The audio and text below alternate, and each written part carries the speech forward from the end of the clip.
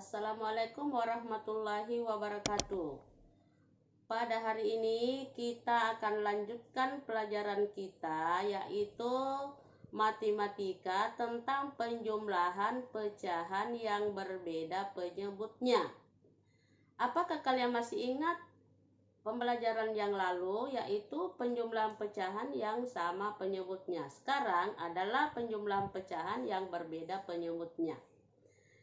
Nah, sebelum kita memulai pelajaran, saya akan beri informasikan dulu tentang tujuan pembelajaran kita, yaitu agar kalian dapat menentukan hasil penjumlahan dari pecahan yang berbeda penyebutnya. Nah, sekarang kita mulai materi, yaitu penjumlahan pecahan yang berbeda penyebutnya. Nah, masih ingat kalian pada pelajaran yang lalu yang saya ajarkan, yaitu mengenal tentang pecahan. Pecahan itu adalah A per B. Apa itu A? Adalah pembilang. B itu adalah penyebut. Nah, pada pelajaran yang lalu kita menjumlahkan pecahan yang sama penyebutnya. Nah, sekarang untuk materi sekarang adalah yang berbeda penyebutnya. Nah, saya berikan contoh. 1/2 ditambah dengan 1/3. Bedakan penyebutnya 2 dan 3. Nah, untuk pekerjaan seperti ini kita tidak bisa menjumlah sebelum penyebutnya disamakan dulu.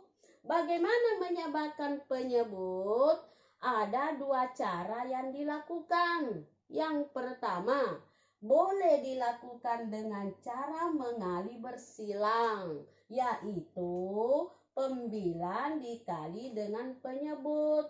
Nah, sekarang 1 dikali 3 adalah 3, ditambah 2 kali 1 adalah 2, per 2 kali 3 adalah 6. Nah, sekarang 3 ditambah 2 adalah 5 per 6. Apakah ini nilai terakhir? Iya. Kenapa dikatakan nilai terakhir? Karena tidak bisa disederhanakan lagi. Kenapa tidak bisa disederhanakan? Karena pembilangnya sudah lebih kecil daripada penyebut.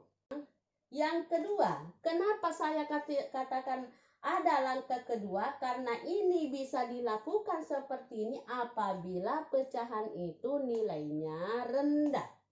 Kalau tinggi nilainya, kita harus mencari penyebutnya dengan jalan KPK. Apa itu KPK? KPK yaitu kelipatan, persekutuan terkecil. Tahukah kalian apa yang dimaksud dengan KPK? Yaitu kelipatan di antara 2 kebilangan itu yang sama, yang paling kecil. Itu arti daripada KPK. Contoh, 2/4 ditambah dengan 1/12. Nah, kalau kita melakukan langkah yang pertama pada materi ini, kita akan menemukan penyebutnya adalah 48. Padahal KPK-nya di sini adalah berapa? 12. Nah, sekarang kalau kita mau melaksanakan seperti yang pertama, di sini kita temukan pasti penyebutnya 48. Padahal penyebutnya yang sebenarnya adalah 12 karena KPK-nya adalah 12. Nah, sekarang KPK daripada 12 boleh dilakukan. Kalau kita tidak bisa langsung menentukan, boleh dicari dengan kelipatan. Kelipatan 4 sama dengan 4, 8, 12. Dan seterusnya. Tidak usah dipanjang lebar, panjang sekali. Sekarang 12, 24, 36, dan seterusnya. Nah, bilangan yang sama di sini pada kelipatan di sini adalah 12. Dan tuh penyebutnya adalah 12. Setelah kita menemukan di sini, maka kita bagikan ke sini pada penyebut yang pertama. 12 dibagi dengan 4 adalah 3. Kemudian dikali dengan 2. Berarti 3 dikali 2 adalah 6. Ditambah 12 dibagi dengan yang kedua. 12 dibagi 12 adalah 1. Dikali dengan 1 adalah 1. Berarti di sini baru kita bisa menjumlah karena penyebutnya sudah sama. Sekarang yang mana dijumlah adalah pembilanya. 6 ditambah 1 adalah 7. Kemudian kita pindahkan penyebutnya. Jadi menemukan 7/12. Untuk mencari KPK, kalau kita lakukan tadi mencari kelipatan, bagaimana kira-kira kalau seandainya penyebutnya itu tinggi? Tentu kita tidak bisa mencari dengan kelipatan karena terlalu panjang. Waktu yang digunakan juga banyak. Nah, untuk menentukan KPK yang efektif, kita biasa melakukan, tentu kalian sudah laksanakan di kelas 4. Nah, sekarang kalau kita menentukan KPK, contoh seperti ini bisa dilakukan dengan pohon faktor, bisa dilakukan dengan tangga-tangga. 4 dibagi 2 adalah 2, selesai. Karena apabila dibagi 2 lagi menghasilkan 1. Sekarang 12 dibagi dengan 2 adalah 6, dibagi 2 lagi adalah 3, selesai.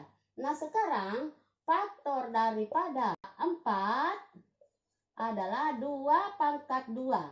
12 adalah 2 pangkat 2 kali 3. Jadi KPK-nya adalah 2 pangkat 2 kali dengan 3 sama dengan 12. Ini tentukan dapat. Jadi tidak perlu lagi mencari dengan kelipatan. Cukup kita menentukan dengan pohon faktor, itu lebih efektif. Sekarang kita menjumlahkan pecahan campuran dengan pecahan biasa. Contoh 3/2/4 tambah 1/5. Nah, sekarang ini penyebutnya berbeda dan jenis pecahannya juga berbeda. Makanya pertama-tama yang dilakukan, kita harus samakan dulu jenis pecahannya. Nah, yang pecahan campuran ini kita jadikan dulu pecahan biasa. Tentu kalian masih ingat yang lalu bagaimana mengubah pecahan campuran menjadi pecahan biasa. Tentu pertama, 4 kali 3 adalah 12, ditambah dengan 4 adalah 14/4. Nah, sudah menjadi pecahan biasa. Sekarang kita memindahkan pecahan keduanya 1/5. Sudah sama-sama pecahan biasa. Barulah kita bisa proses. Bagaimana prosesnya? Yaitu kita menentukan dulu penyebutnya.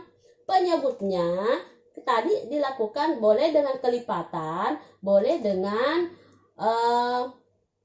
KPK. Nah, sekarang KPK dari 4 dan 5 adalah 20. Nah, sekarang bagaimana menentukan pembilan di atasnya? 20 dibagi dengan 4 adalah 5. 5 kali 14 adalah 70. Ditambah 20 dibagi 5 adalah 4. 4 kali 1 adalah 4. Baru kita menjumlah. Nah, sekarang 70 ditambah 4 adalah 74/20. Nah, mana lebih besar pembilan daripada penyebut? Ya, tentu lebih besar pembilannya daripada penyebutnya. Makanya dilakukan penyederhanaan. Pada hari yang lalu saya sudah jelaskan bagaimana menyederhanakan pecahan yang lebih besar pembilannya daripada penyebutnya. Dibagi pembilan dibagi dengan penyebut, yaitu 74 dibagi dengan 20. Nah, perkalian berapakah? 20 yang mendekati daripada 74 adalah 3. 3 kali 0 adalah 0, 3 kali 2 adalah 6. Berarti 4, 1. Berarti 3/14/20.